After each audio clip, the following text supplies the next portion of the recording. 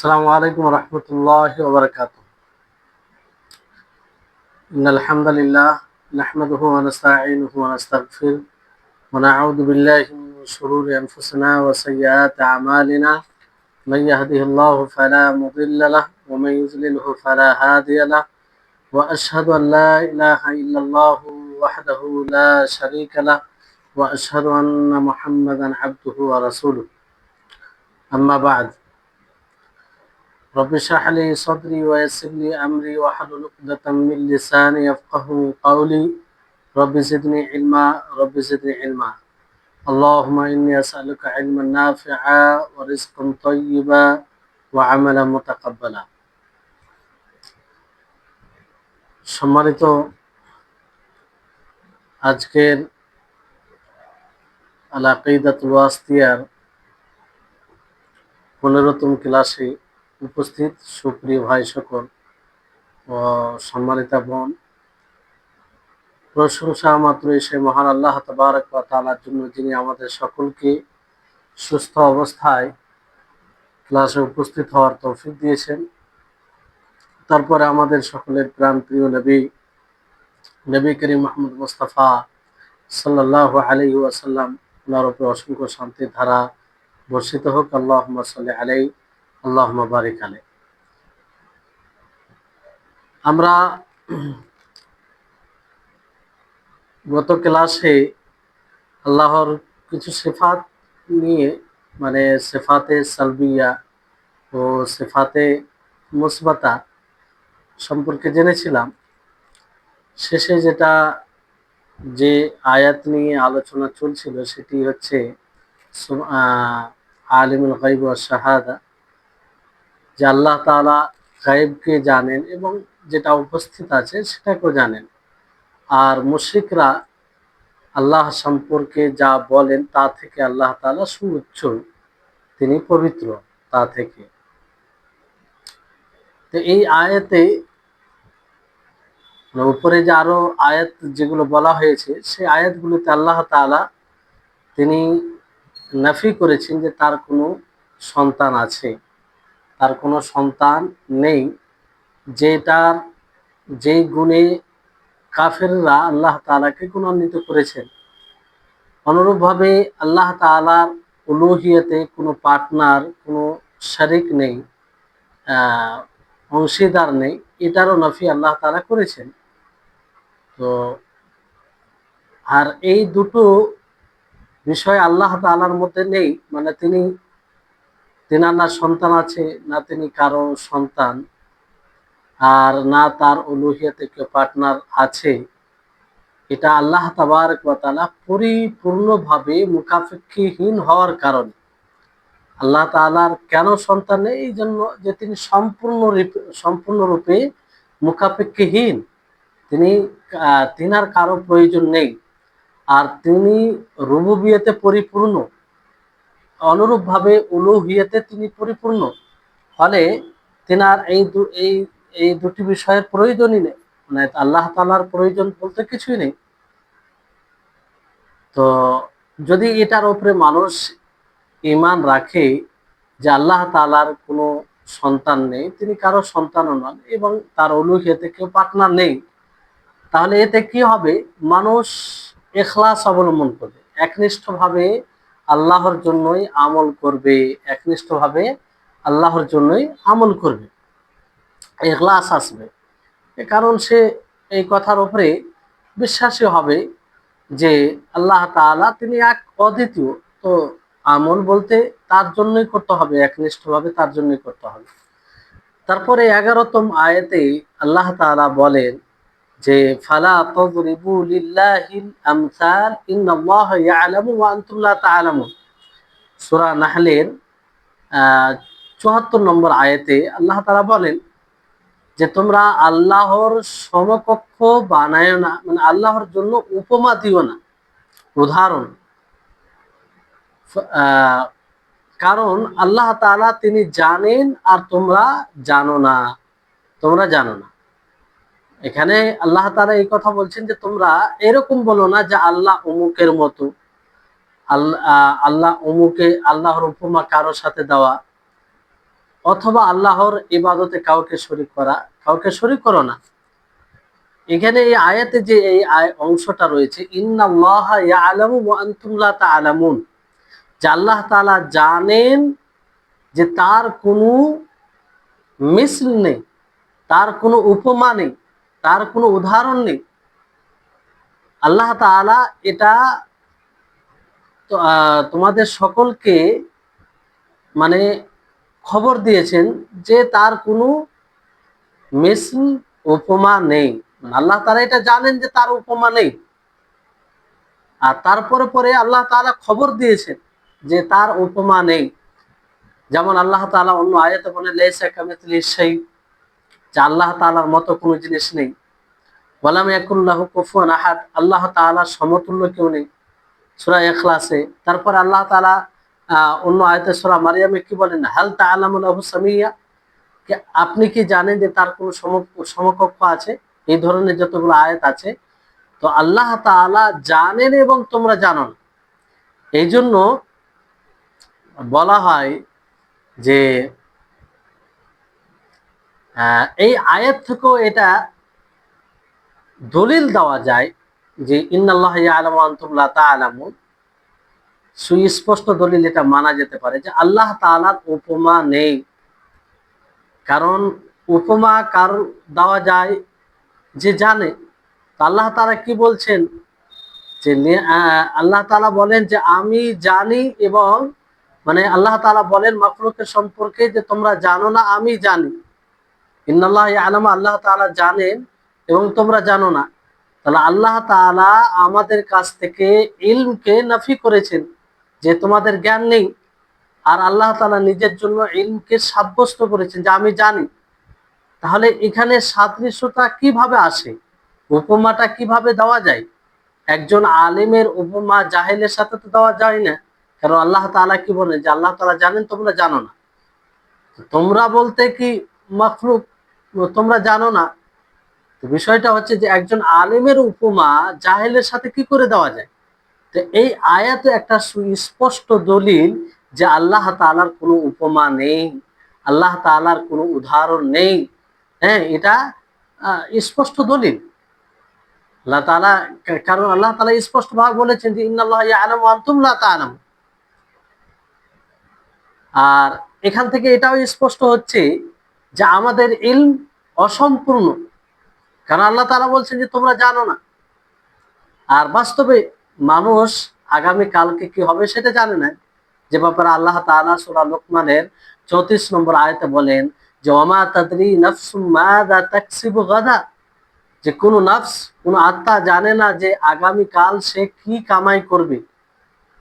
মানুষ রূহ সম্পর্কে জানে না, আত্মা সম্পর্কে জানে না। যেমন আল্লাহ তাআলা সূরা ইসরাতে 85 নম্বর আয়াতে বলেন ওয়ায়াসআলুনাকা আনির রূহ কুলির রূহু মিন আমরি রাব্বি, যে তারা আপনাকে জিজ্ঞাসা করে রূহ সম্পর্কে, আপনি বলুন যে এই রূহ আল্লাহ তাআলার হুকম।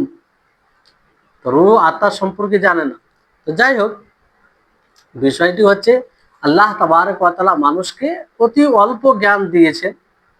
ওয়ামা উতীতুম মিনাল ইলমি ইল্লা কলিলা, যে আল্লাহ তাআলা তোমাদেরকে খুব স্বল্প জ্ঞান দিয়েছেন।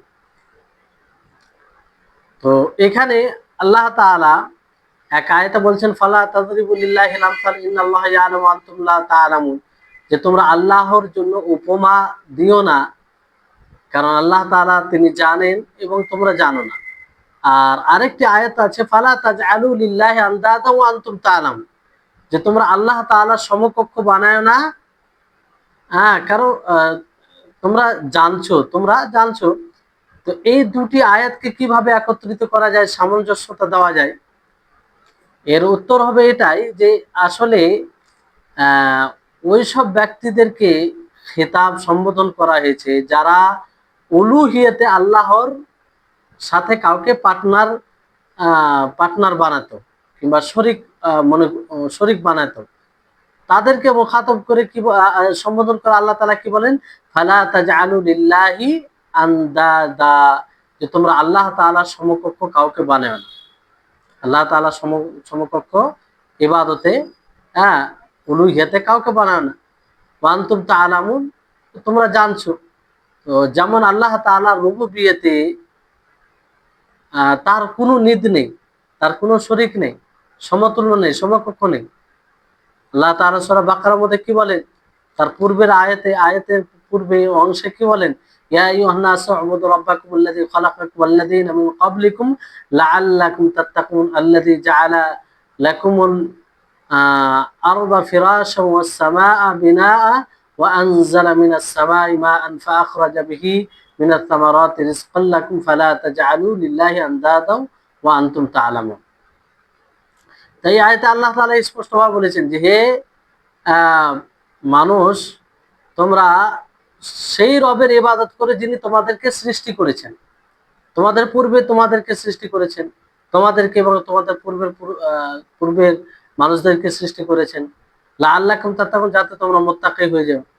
আল্লাযী জাআলা লাকুমুল আরদা ফিরাশান ওয়াস সামাআ বিনাআ, যিনি তোমাদের জন্য জমিনকে বিছানা স্বরূপ বানিয়েছেন, আসমানকে ছাদ স্বরূপ, আর আসমান থেকে পানি বর্ষণ করেছেন, আর তা দ্বারা বিভিন্ন ফল উৎপন্ন হয়, যেটা তোমাদের রিজক।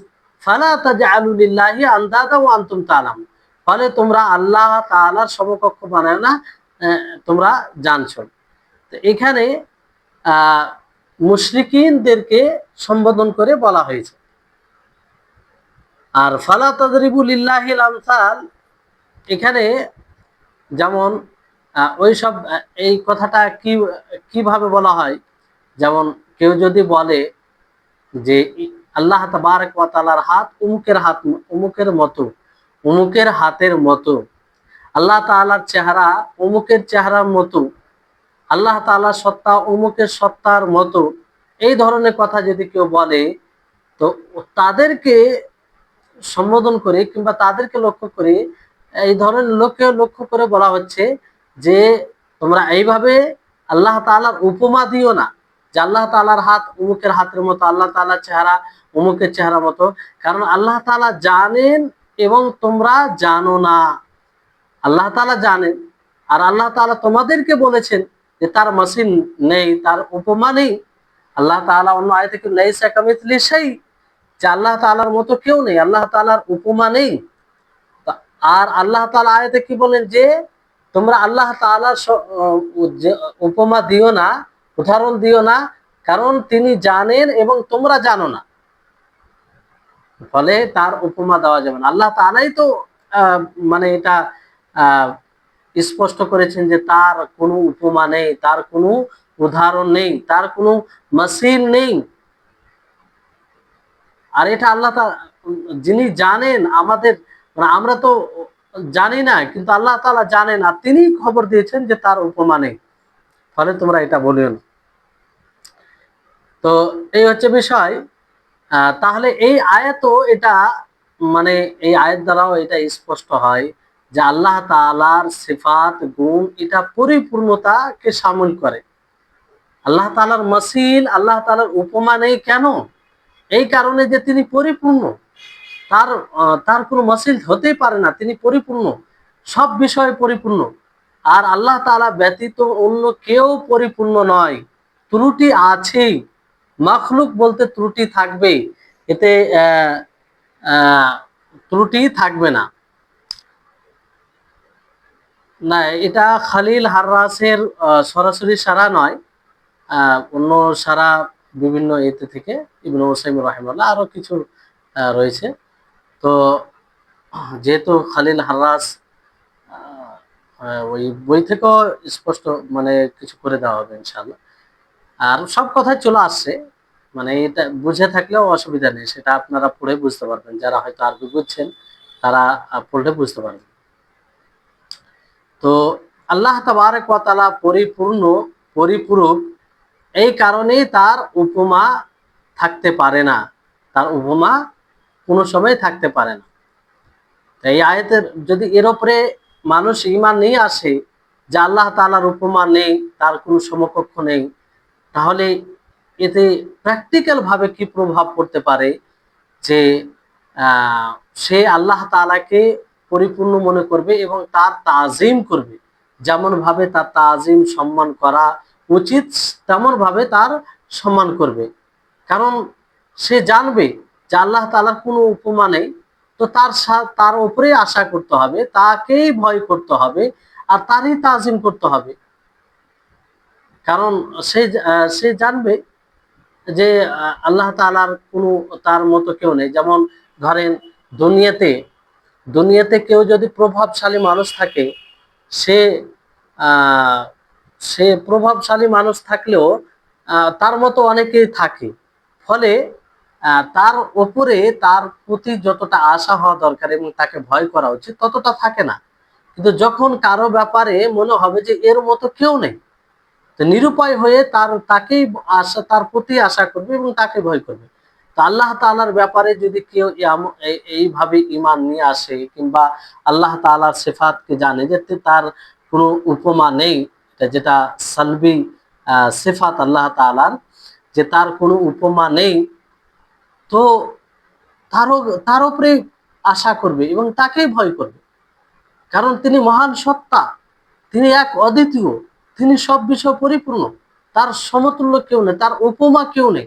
তো তার প্রতি আশা করতে হবে, তাকে ভয় করতে হবে, এবং তিনি পরিপূর্ণ, তাকে যে পরিপূর্ণ তাজিম করতে হবে, সেটা তিনি হকদার, কিংবা সেটা তিনি উপযুক্ত। যে তারপরে 12তম নম্বর আয়াতে আল্লাহ তাআলা কি বলেন? কুল ইন্নামা হাররামা রাব্বিয়াল ফাওয়াহিশা মা যাহারা মিনহা ওয়া মা বাতানা ওয়াল ইথমা ওয়াল বাগয়া বিগাইরিল হক ওয়া আন তুশরিকু বিল্লাহি মা লাম ইউনাজ্জিল বিহি সুলতানা ওয়া আন তাকুলু আলা আল্লাহি মা লা তা'লামুন। সূরা আরাফের 33 নম্বর আয়াত।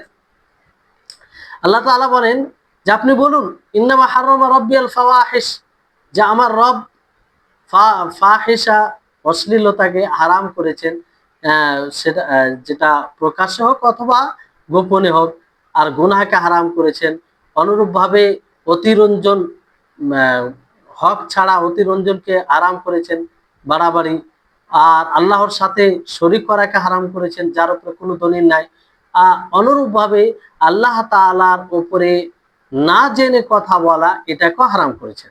তাহলে এই কয়েকটি, তো এখানে কুল বলে নবী সাল্লাল্লাহু আলাইহি সাল্লামকে সম্বোধন করা হয়েছে, নবী সাল্লাল্লাহু আলাইহি সাল্লামকে সম্বোধন করা হয়েছে। তো এটা নবী সাল্লাল্লাহু আলাইহি সাল্লামের সাথে খাস নয়, বরং সমস্ত মানুষকে। আর ইন্নামা এটা মানে একটা অর্থ, আদাতের এটা হরফ শব্দ, যে আল্লাহ তাআলা হারাম করেছেন, এই যে আগে যে গুনাহগুলো কথা এসেছে সেটাকে হারাম করেছেন। ফাওয়াহিশ বলা হয়, এটা ফাহিশার বহু বচন। আর সেই গুনাহকে বলা হয় যেটা অশ্লীল,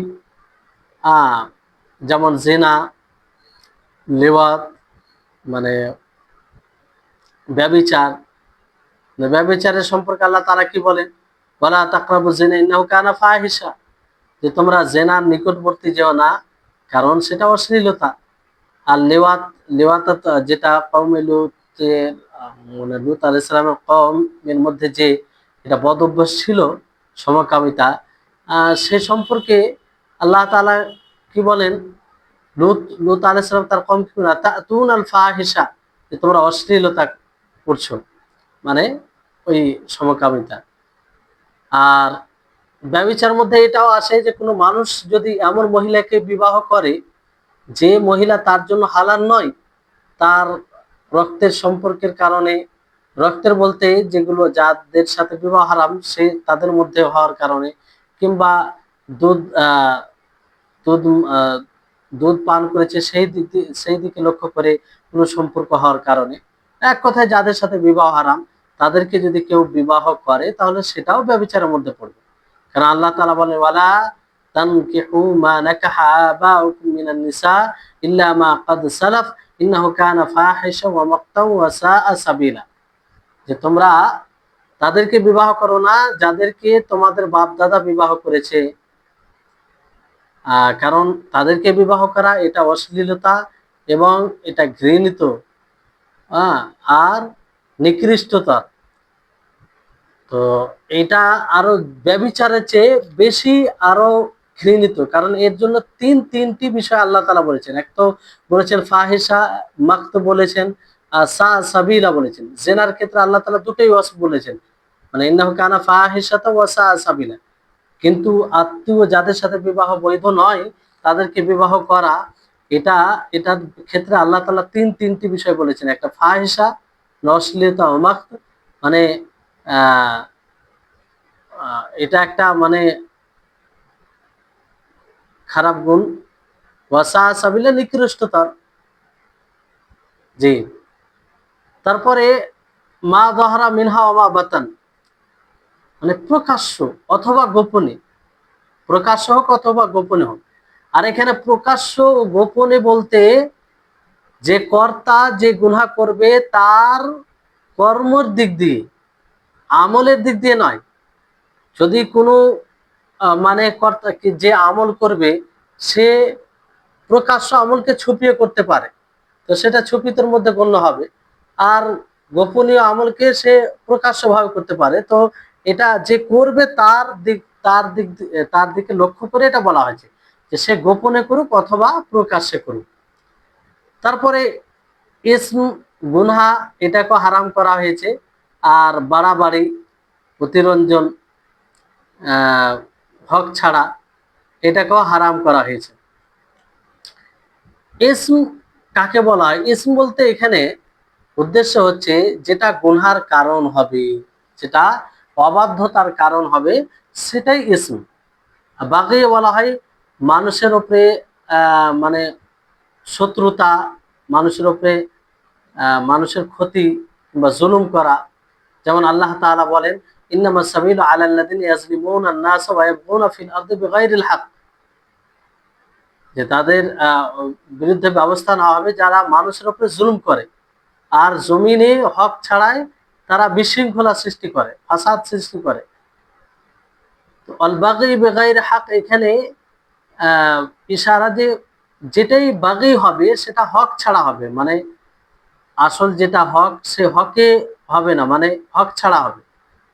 তো বাগী বলতে এটাই যে কারণে কারো উপরে জুলুম করা। তারপর ওয়ান তুশরিকু বিল্লাহি মা লাম ইউনাজ্জিল বিহি সুলতানা, যে আল্লাহর সাথে অন্য কাউকে শরীক করা যেটার কোনো দলিল নেই। আল্লাহর সাথে শরীক করার উপরে তো কোনো দলিলই নেই, তো এটাও হারাম। জি। অর্থাৎ আল্লাহ তাআলা শরীক বানিয়ে দেওয়া কাউকে কোনো দলিল ছাড়া, এটা বিশেষভাবে একটা বলা হয়েছে, কিন্তু কোনোভাবে আল্লাহ তাআলার সাথে কাউকে শরীক করা যাবে না।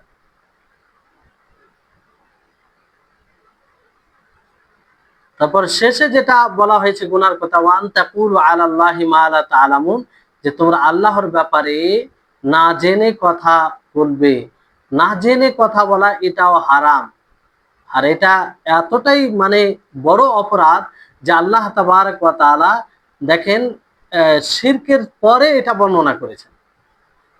তো আল্লাহর ব্যাপারে এমন কথা বলা যেটা জানা নেই সেটা বলা, তার সত্তা সম্পর্কে হতে পারে, তার নাম ও গুণ সম্পর্কে হতে পারে, অথবা তার কর্ম সম্পর্কে হতে পারে, তার শরীয়তের বিষয়ে যে কোনো কথা বলা, না জেনে কথা বলা, তার ব্যাপারে না জেনে কথা বলা হবে।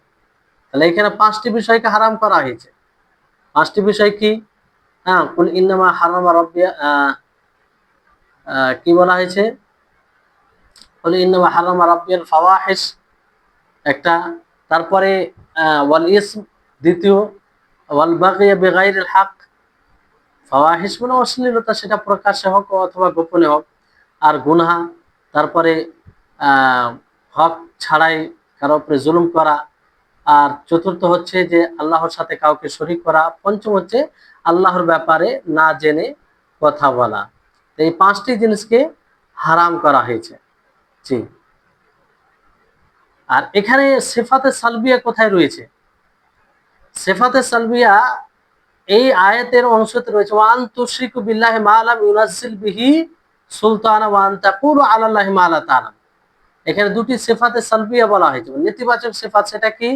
যে আল্লাহর সাথে তোমরা কাউকে শরীক করো না, অর্থাৎ আল্লাহ তাআলার কোনো শরীক নেই। আর আল্লাহ তাআলার ব্যাপারে তোমরা না জেনে কথা বলো না। কেন? কারণ তিনি পরিপূর্ণ, তার পরিপূর্ণতার কারণে না জেনে কথা বলবে না। আর যে সব বিষয়ে পরিপূর্ণ হয় তার ব্যাপারে না জেনে কথা বলা এটাই উপযুক্ত। যদি এর উপরে মানুষ এইভাবে ঈমান নিয়ে আসে আল্লাহর উপরে, এই পাঁচটি বিষয়, যে পাঁচটি বিষয় সম্পর্কে স্পষ্ট করা হয়েছে যেটা আল্লাহ তাআলা হারাম করেছেন, তাহলে এই পাঁচটি আর এই পাঁচটি যে বিষয় যেটা যে যেগুলো আয়াতে বলা হয়েছে এটা হারাম সকলে পুরো শরীয়ত দ্বারাও এটা প্রমাণিত। কিন্তু আল্লাহ তাবারক ওয়া তাআলার উপরে ব্যাপারে না জেনে কথা বলা, এর মধ্যে এটাও আসে কেউ যদি কোরআন ও হাদিসের নুসুসকে, কোরআন ও হাদিসের দলিলকে পরিবর্তন করে আর এমন অর্থ নেই, এমন অর্থ বর্ণনা করে যে অর্থ আসল নয়, তো সেটাও আল্লাহর ব্যাপারে না জেনে কথা বলার অন্তর্ভুক্ত হবে। হ্যাঁ, যেমন কেউ যদি বলে আল্লাহ তাআলা আয়াতে ইয়াদ শব্দ ব্যবহার করেছেন, কেউ যদি বলে যে মানে ইয়াদাইন থেকে উদ্দেশ্য আল্লাহ তাবারক ওয়া তাআলা নেয়ামত, আল্লাহ তাবারক ওয়া তাআলা নেয়ামত মানে আসল ইয়াদ নয় বরং নেয়ামত উদ্দেশ্য, তো যদি এই কথা বলে তা আল্লাহর ব্যাপারে না জেনে কথা বলার অন্তর্ভুক্ত হবে দুটি কারণে। একটি কারণ হচ্ছে যে আসল যেটা অর্থ দেয় সেটা নাফি করা হলো না জেনে, যে ইয়াদের আসল অর্থ হচ্ছে হাত, তো হাত অর্থ না নিয়ে নেয়ামতের অর্থ নেওয়া, এটা আসল বিষয় যেটা প্রকাশ্য সেটার বিরুদ্ধে যাচ্ছে, সেটা নাফি করা হচ্ছে, আর এটা না জেনে কোনো দলিলের ভিত্তিতে নয়। তারপর দ্বিতীয় কারণ হচ্ছে যে আল্লাহ তাআলা নিজের জন্য সাব্যস্ত করেছেন হাতকে, আর যে হাত থেকে নেয়ামত উদ্দেশ্য নিচ্ছে এটার কোনো দলিল নেই, এটার কোনো দলিল নেই। তো আল্লাহ তাআলা সাব্যস্ত করেছেন যেটা আয়াত দ্বারা বোঝা যায়, আর তার বিপরীতে যে হাত দ্বারা নেয়ামত এটার কোনো দলিল নেই। তো যে কোনো আল্লাহ তাবারক ওয়া তাআলার আয়াত হাদিস হোক, সেটাকে আসল অর্থে নিতে হবে, তার মূল অর্থে নিতে হবে। হ্যাঁ, যদি কোনো এরকম দলিল থাকে যে দলিল দ্বারা বোঝা যাবে যে ওই অর্থ থেকে, ওই শব্দ থেকে এই উদ্দেশ্য নেওয়া হয়েছে, তখন ভিন্ন বিষয়। কিন্তু আসল হচ্ছে যে কোরআন ও হাদিসে যে শব্দ এসেছে সেই শব্দের যে মূল অর্থ সেটাই নিতে হবে। জি, তাহলে এই যে বেশ কয়েকটি আয়াতে আমরা আল্লাহ তাবারক ওয়া তাআলার নেতিবাচক সিফাত ও ইতিবাচক সিফাত দুটোই জানলাম। এবার একটি গুরুত্বপূর্ণ আলোচনা শুরু হচ্ছে যে আল্লাহ তাবারক ওয়া তাআলা আরশের উপরে উঠেছেন অথবা সমুন্নত হয়েছেন, এই সিফাতটি আল্লাহ তাআলা উঠেছেন আরশের উপরে, হ্যাঁ এটা প্রমাণিত। লেখক রাহিমাহুল্লাহ শেখুল ইসলাম ইবনে তাইমিয়া রাহিমাহুল্লাহ আল্লাহ তাবারক ওয়া তাআলা আরশে উঠেছেন অথবা সমুন্নত হয়েছেন এর মানে দলিল হিসেবে 7টি দলিল নিয়ে আসেন। কোরআনে 7 জায়গায় রয়েছে যে আল্লাহ তাবারক ওয়া তাআলা আরশের উপরে উঠেছেন। জি, তো প্রথম যে যে আয়াতে আল্লাহ তাআলা এটা সাব্যস্ত করেছেন সূরা আরাফের আয়াতে 54 নম্বর আয়াত, আল্লাহ তাআলা বলেন ইন্না রাব্বাকুমুল্লাহুল্লাযী খালাকাস সামাওয়াতি ওয়াল আরদা ফি সিত্তাতি আইয়ামিন সুম্মা ইসতাওয়া আলাল আরশ, যে বেশক মানে নিশ্চয়ই তোমার রব আল্লাহ যিনি আসমান জমিনকে সৃষ্টি করেছেন 6 দিনে, তারপরে আরশের উপরে তিনি উঠেছেন, আরশের উপরে সমুন্নত হয়েছেন। তাহলে এখান থেকে এটা প্রমাণিত আরশের উপরে তিনি সমুন্নত হয়েছেন।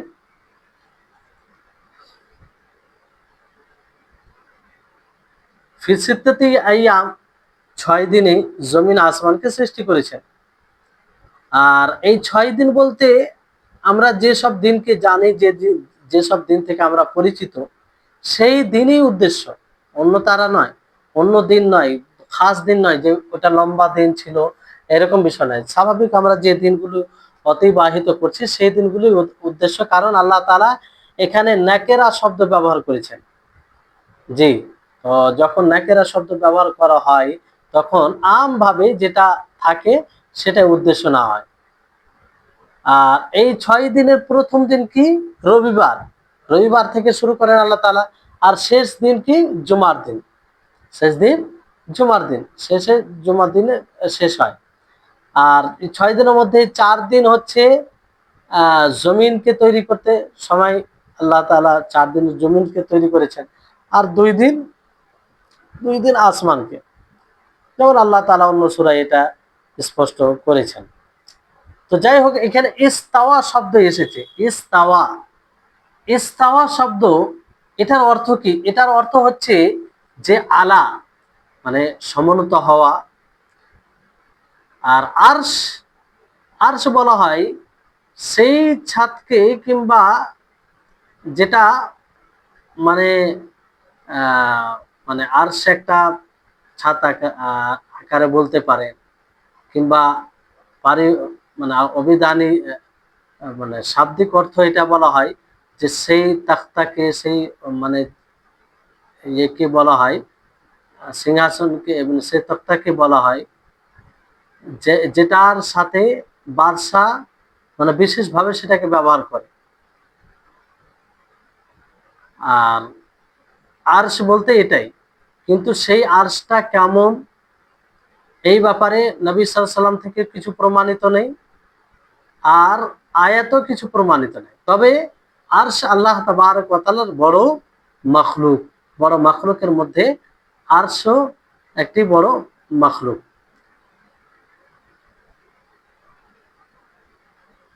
তো এই আয়াতে বেশ কিছু, তবে আহলুস সুন্নাহ ওয়াল জামাআহ এই কথার উপরে ঈমান নিয়ে আসে যে আল্লাহ তাআলা আরশের উপরে উঠেছেন কিংবা সমুন্নত হয়েছেন। আর এটা কেমন করে? আল্লাহ তাআলার জন্য যেমন উপযুক্ত তেমন, এটাকে কারোর সাথে উপমা দেওয়া যাবে না। আল্লাহ তাআলা অমুকের মতো উঠেছেন, অমুকের মতো সমুন্নত হয়েছেন, এটা বলা যাবে না। আল্লাহ তাআলার সত্তা যেমন তেমন তার এই ইস্তেওয়া, মানে সমুন্নত হওয়া, উঠে উঠে যাওয়া হবে, কিন্তু সেটা কেমন এটা আমরা বলতে পারি না, কারণ এই ব্যাপারে হাদিস আসেনি। এই জন্য ইমাম মালিক রাহিমাহুল্লাহকে কেউ জিজ্ঞাসা করে যে আহ মানে আল্লাহ তাআলা কেমন ভাবে উঠেছেন, তো তিনি রাগান্বিত বলেছেন যে আল ইস্তিওয়া মালুমুন, যে ইস্তিওয়া আল্লাহ তাআলা আরশের উপরে উঠেছেন এটা আমরা জানি, ওয়াল কাইফিয়াতু মাজহুরুন, যে কেমন ভাবে উঠেছেন, কেমন ভাবে সমুন্নত হয়েছেন, এটা এটা বিষয় আমাদের নিকটে মানে উজ্জ, আমরা জানি না। ওয়াসসাওয়ালু আনহু বিদআতুন, আর তার ব্যাপারে প্রশ্ন করাটাও বিদআত হবে। কেন বিদআত হবে? এই কারণে বিদআত হবে যে সাহাবায়ে কেরাম সবচেয়ে বেশি দিনকে বুঝতেন, এবং দিনকে বুঝার প্রতি সবচেয়ে তারা আগ্রহী বেশি ছিলেন। তারপরও এই ব্যাপারে জিজ্ঞাসা করেননি, অথচ জিজ্ঞাসা করার প্রয়োজন ছিল। যদি এটা কল্যাণকর হতো তো তেনারা জিজ্ঞাসা করতেন। তো এখানে ইস্তেওয়ার মানে যেটা হচ্ছে যে উলু ইস্তেকরার, সালাফ থেকে অনেকে 4টি অর্থ বর্ণনা করেছেন, যে একটা হচ্ছে আলা, আলার অর্থ মানে উচ্চ হওয়া, দ্বিতীয় হচ্ছে ইরতাফা মানে উপরে উঠা, আর তৃতীয় হচ্ছে সাইদা, এটা উপরে উঠা, আর চতুর্থ হচ্ছে ইস্তাকাররা। এই 4টি অর্থ। তো আলা, ইরতাফা, সাইদা এগুলো অর্থ একই, যে আল্লাহ তাআলা উঠেছেন, আল্লাহ তাআলা সমুন্নত হয়েছেন, কিন্তু ইস্তাকাররার অর্থে এটা দ্বিমত আছে। যাই হোক,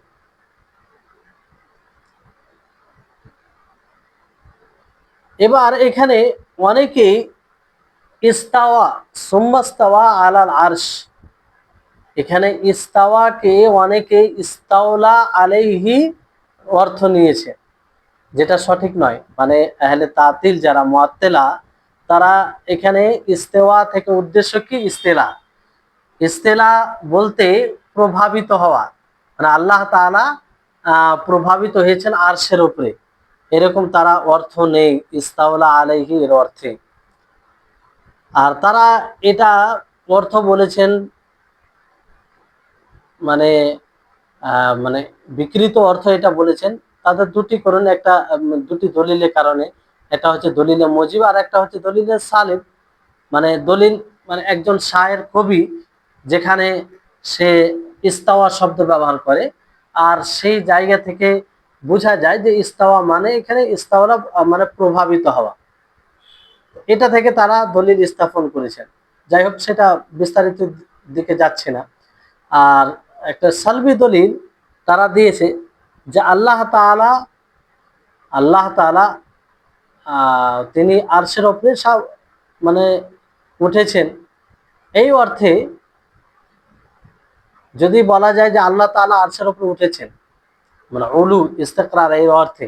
তো এতে এই কথাটি চলে আসবে যে আল্লাহ তাআলা আরশের প্রয়োজন রয়েছে, আরশের প্রয়োজন রয়েছে, আর এটা অসম্ভব, এটা অসম্ভব।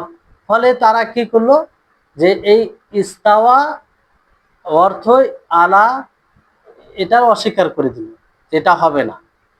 কারণ আলা ইস্তেকরার অর্থ যদি নেওয়া যায়, তো তাদের কথা হলো যে এতে এতে মানে এরকমটা আসবে যে আল্লাহ তাআলার আরশের প্রয়োজন আছে, অথচ আল্লাহ তাআলা মুখাপেক্ষীহীন, তার কোনো জিনিসের প্রয়োজন নেই।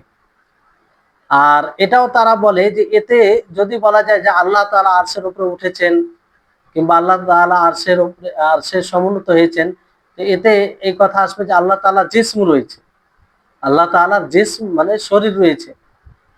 কারণ কোনো জিনিসের উঠে যাওয়া কোনো জিনিসের উপরে, এটাতে এই কথা আসে যে তার কোনো জিসম আকার রয়েছে, জিসম রয়েছে। আবার তারা এটাও বলে যে যদি আল্লাহ তাআলা আরশের উপরে উঠেছেন কিংবা সমুন্নত হয়েছেন এটা নেওয়া যায়, তো আল্লাহ তাআলা একটি সীমাবদ্ধ চলে আসে, এর অর্থ যে আল্লাহ তাআলা মানে যে উঠেছেন সে তো কোনো জিনিসের উপরে, আর সেটা নির্ধারিত মানে সীমিত, তার হাত রয়েছে আর কি। যেমন কেউ যদি উটের উপরে উঠে, তো উট যতটা হবে ততটাই সে হবে, ততটাই সে হবে, এটা বলতে চাইছে। তো এই সমস্ত তারা বিষয় যে দাবি করেছে যে এগুলো মানে আসে, তো এগুলো সব বাতিল। আর ইস্তেওয়া এর অর্থ উলু এবং ইরতিফার অর্থেই আসবে, উলু অর্থে, উলু ও ইরতিফা এর অর্থে আসবে মানে সুউচ্চ হওয়া। আর তাদের খণ্ডন কয়েকভাবে করা যায়, যে তারা যে তাফসির করেছেন যে ইস্তাওয়া এটাকে ইস্তাওলার অর্থে নেওয়া যাবে, এটা সালাফদের তাফসির বিরোধী। তারা যেভাবে তাফসির করেছেন, যে তাফসিরের উপরে তারা ঐক্যমত হয়েছেন, হ্যাঁ, সেটার বিরোধী। আর এটার প্রতি তো ইজমা রয়েছে যে আল্লাহ তাআলা আরশের উপরে উঠেছেন, সমুন্নত হয়েছেন, এটার প্রতি ইজমা রয়েছে। কারণ তাদের মধ্যে কারো কাছ থেকে এটা প্রমাণিত নেই যে তারা এই অর্থ ছাড়া অন্য অর্থ নিয়েছে। কারণ আসল যে শব্দটা কোরআন হাদিস আসবে, তার মূল অর্থ না হবে। আর ইস্তাওয়া আলা, তারপর ইস্তাওয়ার পরে যদি আলা শব্দ আসে, তো তার অর্থ উলু ইরতিফা এর অর্থ আসে, যে অর্থাৎ আল্লাহ তাআলা আরশের উপরে উঠেছেন, সমুন্নত হয়েছেন, এটারই অর্থ আসে। কোনো কেউ বলেনি। যদি এটার অন্য কোনো অর্থ হতো তো অবশ্যই সেটার ব্যাপারে কোনো বিষয় আসতো, কেউ কিছু বলতো।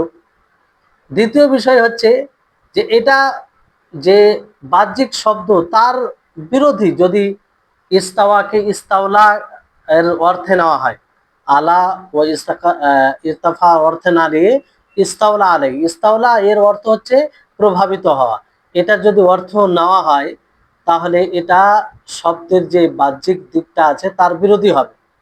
কারণ ইস্তাওয়ার যে আসল মূল বিষয়, যে যখনই সে আলা দ্বারা হয়, মানে ইস্তাওয়ার পরে আলা আসে, তখন উলু ও ইস্তেকরার এর অর্থ হয়। এটাই হচ্ছে বাহ্যিক শব্দ, যেমন কোরআনে এসেছে এরকম ভাবে। তৃতীয় হচ্ছে যে তাদের যে যতগুলো বলেছে যে আল্লাহ তাবারক ওয়া তাআলা আরশের উপরে ওঠেন কিংবা সমুন্নত হন, তাহলে এই এই কথাগুলো মানে চলে আসে না, এগুলো মানতে হবে। তো এগুলো বাতিল কথা। একটা বিষয় যা এই কথা মানে চলে আসা যে আল্লাহ তাআলা যখন আসমান ও জমিনকে সৃষ্টি করেন, তখন তো আরশের উপরে তিনি ছিলেন না।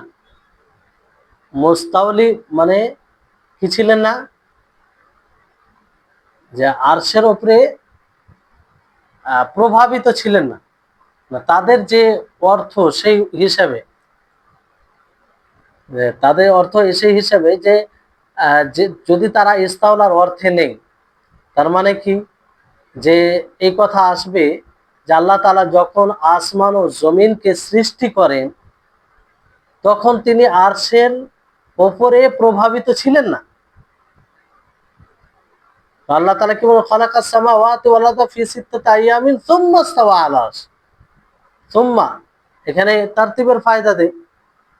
তো এই কথা থেকে এটা আসে যে আরশ আসমান ও জমিনের সৃষ্টির পূর্বেই ছিল, যেটা আল্লাহ তাআলা ছাড়া অন্য কারোর জন্য ছিল।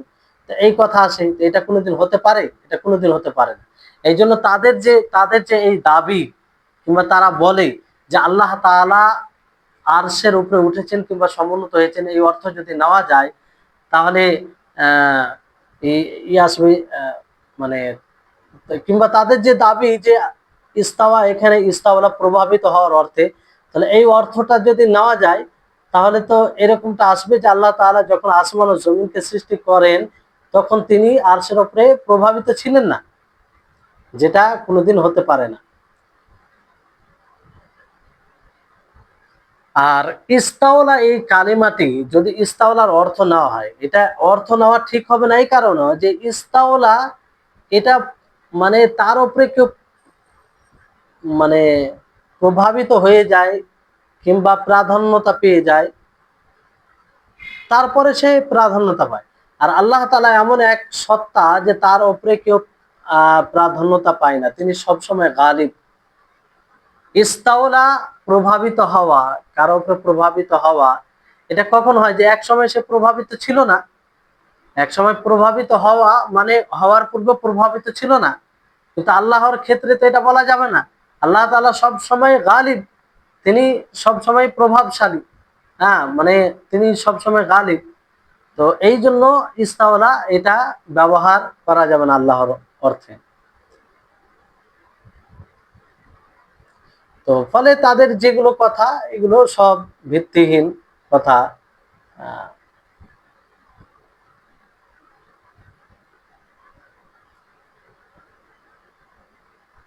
তারপরে তাদের যে একটি বিষয়, যে তারা দাবি করে যে ইস্তাওয়া, যদি এটাকে উলু অর্থে নেওয়া হয়, যে উলু বলতে বাংলাতে এটা বলতে পারেন যে আল্লাহ তাআলা আরশের উপরে উঠেছেন কিংবা আরশের উপরে সমুন্নত হয়েছেন। তো এটার অর্থে যদি নেওয়া যায়, তাহলে আল্লাহ তাআলার জিসম আসে, এই কথাটি চলে আসে, মানে এটা মানতে হবে, স্বাভাবিকভাবে এটা চলে আসে। তো এর উত্তর হবে যে প্রত্যেকটা জিনিস যেটা কিতাবুল্লাহ, মানে আল্লাহর কিতাব ও রাসূল সাল্লাল্লাহু আলাইহি ওয়াসাল্লামের সুন্নাত থেকে মানে লাজিম হয়ে যায়, চলে আসে, তো সেটা হক। মানে আল্লাহ তাআলা যদি কোনো কথা বলে থাকেন, আর সেটা বলতে গিয়ে যদি কোনো কথা আসে, মানে বোঝা যায় যে এই কথাটাও স্বাভাবিকভাবে চলে আসবে, তাহলে সেটাও হক হবে, সেটাও হক হবে। কিন্তু এখানে বিষয়টা হচ্ছে যে আমরা সেটাকে কিভাবে নিচ্ছি। এখানে যেমন আল্লাহ তাআলা আরশের উপরে উঠেছেন, আল্লাহ তাআলা আরশের উপরে উঠেছেন। তো এই উঠেছেন বলতে আল্লাহ তাবারক ওয়া তাআলার জিসম আছে। তো আল্লাহ তাআলার জিসম আছে, যদি এই কথাটা মানে মানতে হয়, স্বাভাবিকভাবে চলে আসে, তাহলে এটা হক মনে করতে হবে, এটা হক মনে করতে হবে। কিন্তু এখানে বিষয়টি হচ্ছে যে এই জিসিম বলতে কি বুঝায়, মানে জিসিম বলতে কি বুঝায়। জিসিম বলতে যদি তারা ওই জিসিমকে মুরাদ নেই, যে জিসিম, যে আল্লাহ তাবারক ওয়া তাআলার যেগুলো আবশ্যিক সিফাত রয়েছে, সেগুলো আহ মানে আল্লাহ তাবারক ওয়া তাআলা সেগুলো থেকে আহ গুণান্বিত। যেমন আল্লাহ তাবারক ওয়া তাআলা জিসিম বলতে, যেমন মানুষের শরীর রয়েছে, হাড্ডি, মাংস, তারপরে এগুলো দ্বারা, রক্ত দ্বারা যে একটা শরীর হয়, সেই রকম শরীর মনে করে, তাহলে এটা বাতিল হবে। বাকি যদি মনে করে যে আল্লাহ তাআলার জিসম, আল্লাহ তাআলার হাত রয়েছে, আল্লাহ তাআলার চেহারা রয়েছে, আল্লাহ তাআলার পা রয়েছে, তো এগুলো যদি কেউ বলে, কোনো সমস্যা নেই। আর এগুলো শুধু বলাতে কেউ যদি মনে করে আল্লাহ তাআলার জিসম আছে, হ্যাঁ, কিন্তু আল্লাহ তাআলার মতো সেটা, সেটা আমরা কারোর সাথে সাদৃশ্য না দিই, তো এটাতে কোনো সমস্যা নেই, এটাতে সমস্যা নেই। কিন্তু সমস্যা কোথায়? যখন জিসম থেকে, শরীর থেকে ওই শরীর উদ্দেশ্য নেবে, যে যেমন আমাদের শরীর, হাড্ডি, মাংস, রক্ত দ্বারা যেটা একটা শরীর গঠন হয়, সেই শরীর উদ্দেশ্য নয়, তাহলে এটা আল্লাহর জন্য অসম্ভব, আর এটা কখনো বলা যাবে না, এটা কখনো বলা যাবে না। আর এই শরীর, আহ, এটা এই কথাও আসে না এর মধ্যে। জি। তারপরে তাদের একটা দাবি যে আল্লাহ তাবারক ওয়া তাআলা আরশের উপরে উঠেছেন। এই আরশের উপরে উঠা থেকে এই কথা চলে আসে যে আল্লাহ তাআলা সীমিত, মানে আরশের উপরে উঠেছেন মানে আরশ একটা সীমিত হবে, তো আল্লাহ তাআলা সীমিত। তো এর উত্তর বিস্তারিত ভাবে দেওয়া যায় যে আল্লাহ তাআলা মানে সীমিত, নাউজুবিল্লাহ, সীমিত যে বলে, এই সীমিত থেকে কি উদ্দেশ্য নেই। যদি তারা এটা উদ্দেশ্য নেই যে সীমিত বলতে আল্লাহ তাআলার মতো সেটা মাখলুক থেকে ভিন্ন, মাখলুক থেকে ভিন্ন। যেমন বলা হয় যে এই জমিনটি অমুকের জন্য, আর এই জমিনটি অমুকের জন্য, তাহলে এইভাবে বলতে গেলে এটা কোনো অসুবিধা নেই, আর এতে নাকস ত্রুটিও আসে না, ত্রুটিও আসে না। কিন্তু মেহদুদ বলতে মানে সীমিত বলতে যদি এটা উদ্দেশ্য হয় যে আরশ তাকে মানে পরিবেষ্টন করা আছে, মানে আল্লাহ তাআলাকে, তাহলে এটা বাতিল হবে। কারণ আল্লাহ তাআলাকে কেউ পরিবেষ্টন করতে পারে না, কোনো মাখলুকই পরিবেষ্টন করতে পারে না। আর আল্লাহ তাআলা আরশের উপরে উঠেছেন এই কথা বলে এটাও, এই কথাও আসে না যে আরশ তাকে পরিবেষ্টন করা আছে। কারণ আল্লাহ তাআলা আরশের উপরে উঠেছেন, যদিও আল্লাহ তাআলা আরশের থেকে বড়, আল্লাহ তাআলা আরশের থেকে বড়, তার সমতুল্য কেউ নেই, তার সমকক্ষ কেউ নেই, আর অন্য বিষয় সমস্ত কিছু থেকে আল্লাহ তাআলা বড় না। আরশ আল্লাহ তাআলাকে পরিবেষ্টন করে নেই, আর এটাও সম্ভব নয়। কারণ আল্লাহ তাআলা সব জিনিস থেকে বড়। আমরা কি বলি? আল্লাহু আকবার, আল্লাহু আকবার। হ্যাঁ, আল্লাহ তাআলার ব্যাপারে আজিম যে বলি, তো সুবহানা রাব্বিয়াল আযীম। আল্লাহ তাআলা সবকিছু থেকে বড়, তো তাকে কোনো জিনিস পরিবেষ্টন করতে পারে না, না আরশ করতে পারে, না অন্য কোনো বিষয় করতে পারে। বরং আসমান ও জমিন আল্লাহ তাআলার হাতে হবে। আর তাদের যে দাবি যে আল্লাহ তাআলা আরশের উপরে উঠেছেন কিংবা সমুন্নত হয়েছেন, এটা থেকে এই কথা আসবে যে আল্লাহ তাআলার আরশের প্রয়োজন আছে, আল্লাহ তাআলা আরশের মুখাপেক্ষী। এটা তাদের এই দাবি ভুল। কারণ এটা এই কথা বলাতে এই কথা কখনো আসে না যে আল্লাহ তাআলা আরশের উপরে সমুন্নত হয়েছেন কিংবা আরশের উপরে উঠেছেন। এই কথা বলাতে এই কথা বোঝা যায় না, কিংবা এই কথা স্বাভাবিকভাবে আসে না যে আল্লাহ তাআলার আরশের প্রয়োজন হয়েছে। কারণ আল্লাহ তাআলা আরশের উপরে উঠেছেন মানে কি, আল্লাহ তাআলা আরশের উপরে একটা বিশেষ ভাবে বলা হয়েছে যে আল্লাহ তাআলা আরশের উপরে। আল্লাহ তাআলা সব জিনিসের উপরে, আল্লাহ তাআলা সব জিনিসের উপরে, কিন্তু এখানে একটি বিশেষ ভাবে বলা হয়েছে যে আল্লাহ তাআলা আরশের উপরে, আল্লাহ আল্লাহ আরশের উপরে। ফলে এই কথা বলা ঠিক হবে না যে আল্লাহ তাআলার প্রয়োজন আরশের রয়েছে, আরশের কোনো প্রয়োজন নেই আল্লাহ তাআলা। জি। তো খোলাসা হচ্ছে, মানে তাদের যে খনন করা হয়েছে, যে তারা যে ব্যাখ্যাগুলো, যে কথাগুলো বলেছে, সেটা হচ্ছে স্পষ্ট নাস বিরোধী। কোরআন ও হাদিসে যে দলিলগুলি এসেছে, হাদিসে আয়াত ও হাদিস এসেছে, তার বিরোধী কথা তাদের, মানে তাদের কথা এই নাসগুলির, এই দলিলগুলির বিরোধী কথা। তৃতীয় হচ্ছে যে তারা সাহাবীদের ইজমার বিরুদ্ধে কথা বলেছে, সালাফদের ইজমার বিরুদ্ধে কথা বলেছেন। সাহাবা ও সালাফদের ইজমা রয়েছে, এটা কি করে বুঝলাম যে ইজমা রয়েছে? ইজমা এই করে বুঝলাম, কারণ এই ব্যাপারে কারো কোনো কথা নেই, কেউ এরকম কথা বলেনি যে আল্লাহ তাবারক ওয়া তাআলা আরশের উপরে উঠেছেন। এর এর উদ্দেশ্য হচ্ছে যে আল্লাহ তাআলা আরশের উপরে প্রভাবিত হয়েছেন, এরকম কথা কেউ বলেনি। যেহেতু বলেনি, তো আসল যেটা অর্থ সেটাই নেওয়া হবে, সেটাই নেওয়া হবে, তো তার উপরে ইজমা রয়েছে। তৃতীয় বিষয় হচ্ছে যে আরবি ভাষায় ইস্তাওয়া কখনো ইস্তাওলার অর্থে আসেনি, মানে যখন আলার সঙ্গে আসবে, মানে ইস্তাওয়ার পরে যখন আলা আসবে, তার অর্থ উলু অথবা ইরতাফাও হয়, কিন্তু ইস্তাওলার অর্থে আসে না। জি। আর তারপরে চতুর্থ বিষয় হচ্ছে যে তারা যেগুলো কথা বলেছে যে আল্লাহ তাআলা আরশের উপরে উঠেছেন কিংবা সমুন্নত হয়েছেন, এটা যদি মানা যায় তাহলে এই কথা থেকে এই কথা আসছে, যেগুলো আপনাদেরকে বলা হলো যে আল্লাহ তাআলা সীমিত, আল্লাহ তাআলা আর জিসম আছে, শরীর আছে, এরকম আছে, এগুলো সব বাতিল। এগুলো সব বাতিল।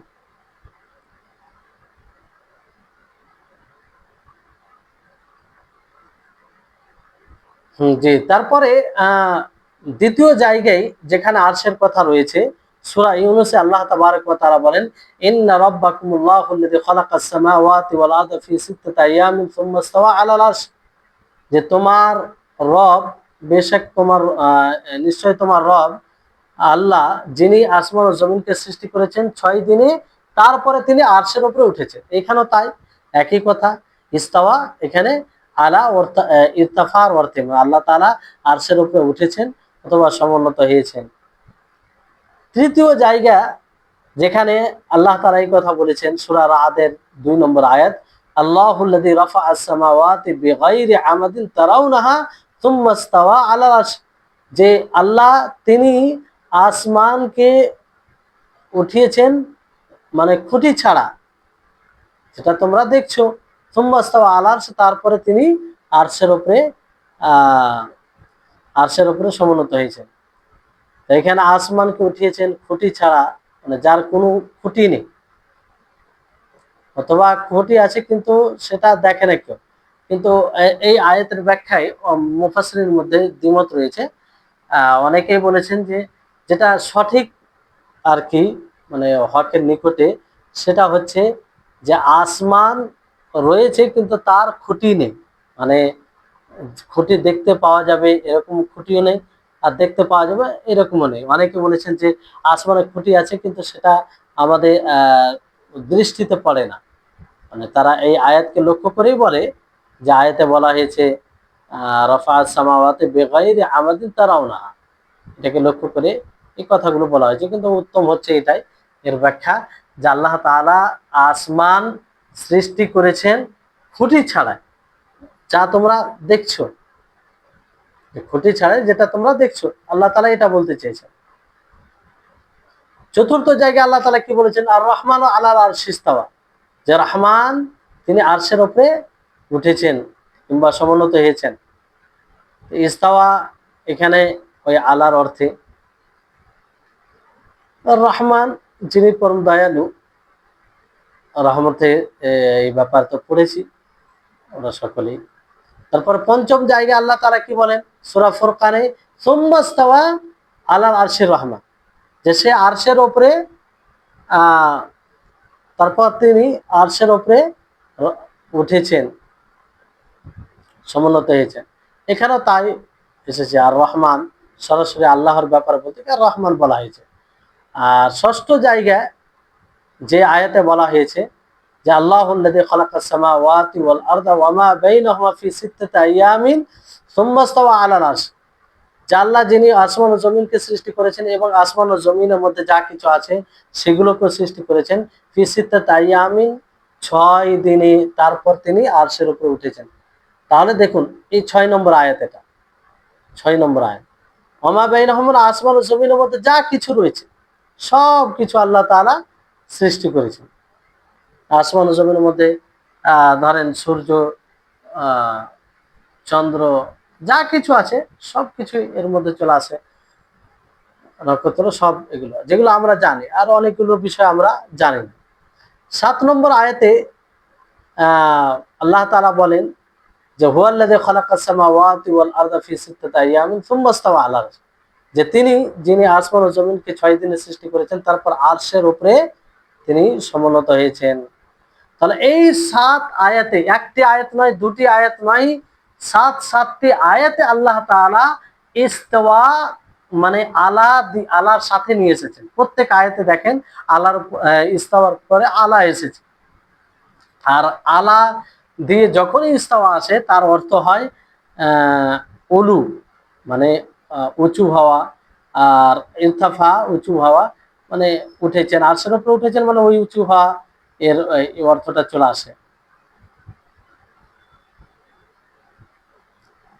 তো এই হচ্ছে বিষয় ইস্তাওয়ার ব্যাপারে।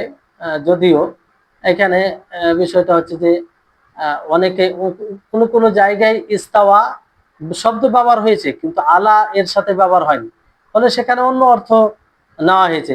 যেমন এখানে বলা হয়েছে যে ইস্তাওয়া কোরআন মানে আরবি ভাষায় 4টি ধরনে আসে। যেমন এলার সঙ্গে, মানে তার পরে যে এলা এলা আসতে এলা আসবে, অথবা আলা আসবে, অথবা এর সাথে আসবে, অথবা খালি। তো যদি আলার সাথে আসে তাহলে উলু, যেটা আমরা অর্থ করলাম আল্লাহ তাআলা আরশের উপরে উঠেছেন। আর যদি এলার সাথে আসে সুম্মাস্তাওয়া ইলাস সামা, সুম্মাস্তাওয়া ইলাস সামা, যে আল্লাহ তাআলা এখানে কি হবে, হ্যাঁ, যে এখানে অর্থ কি হবে, এলা, ওই অর্থ হবে না। মানে এলা অনেকেই বলেছেন যে একই অর্থ হবে, অনেকে আবার বলেছেন যে একই অর্থ হবে, আবার অনেকে বলেছেন যে না, এক অর্থ হবে না। এখানে ইস্তাওয়া ইলা সামা মানে আল্লাহ তাআলা উদ্দেশ্য করলেন আসমানের দিকে যাওয়ার, এই আসমানে উদ্দেশ্য করলেন, এই অর্থ হবে, অনেকে বলেছেন। আর এর সাথে অনেক সময় আছে, যেমন ধরেন যে এর সাথে আসা ইস্তাওয়াল মা ওয়াল খাসাবা, এখানে কি ওই যে অর্থাৎ পানি এবং লকড়ি বরাবর বরাবর হলে ইস্তাওয়া শব্দ ব্যবহার হয়েছে, কিন্তু এখানে এর সাথে। আর কখনো থাকে না, আর আলাও থাকে না, ইলাও থাকে না, তখনও ব্যবহার হয়। যেমন অলাম্মা বালাগা আশুদ্দাহু ওয়াস্তাওয়া, এখানে ওয়াস্তাওয়া কিস অর্থে, কামুলা মানে পরিপূর্ণ হওয়া। যাই হোক, এখানে এটা স্পষ্ট বিষয় যে আল্লাহ তাআলা আসমান ও জমিনকে সৃষ্টি করেছেন, তারপরে তিনি আরশের উপরে উঠেছেন।